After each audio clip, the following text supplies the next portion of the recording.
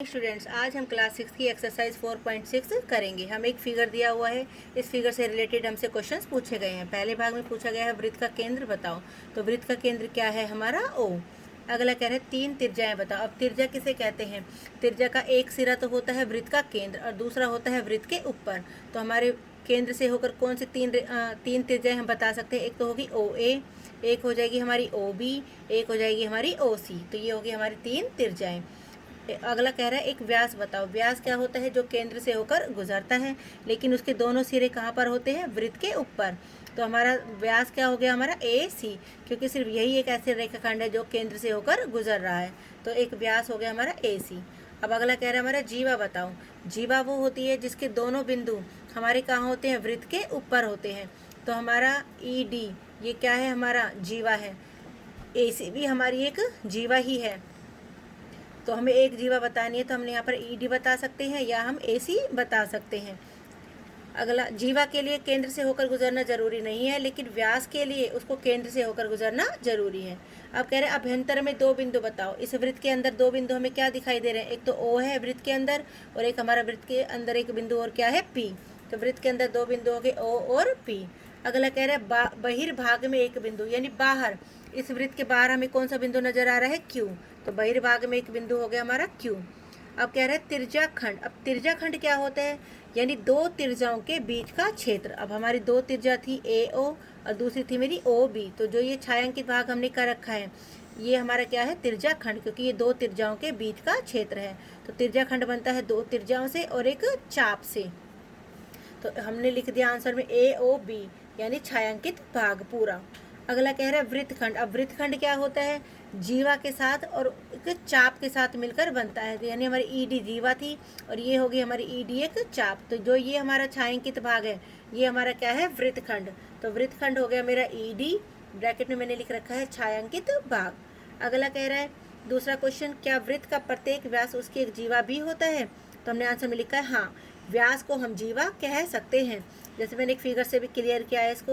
ये A B क्या है? मेरा वृत्त का व्यास, क्योंकि केंद्र से होकर गुजर रहा है। लेकिन ये जीवा भी है, क्योंकि जीवा के लिए उसके दोनों सिरे कहाँ होने चाहिए? वृत्त के ऊपर। तो ए बी व्यास भी है और एक जीवा भी है। क्या वृत्त की प्रत्येक जीवा उसका एक व्यास भी होता है? नहीं। मैंने यहाँ पर भी एक फिगर से क्लियर करने की कोशिश की है। ए बी क्या है? वृत्त की एक जीवा है, लेकिन ये व्यास नहीं है, क्योंकि केंद्र से होकर नहीं गुजर रहा।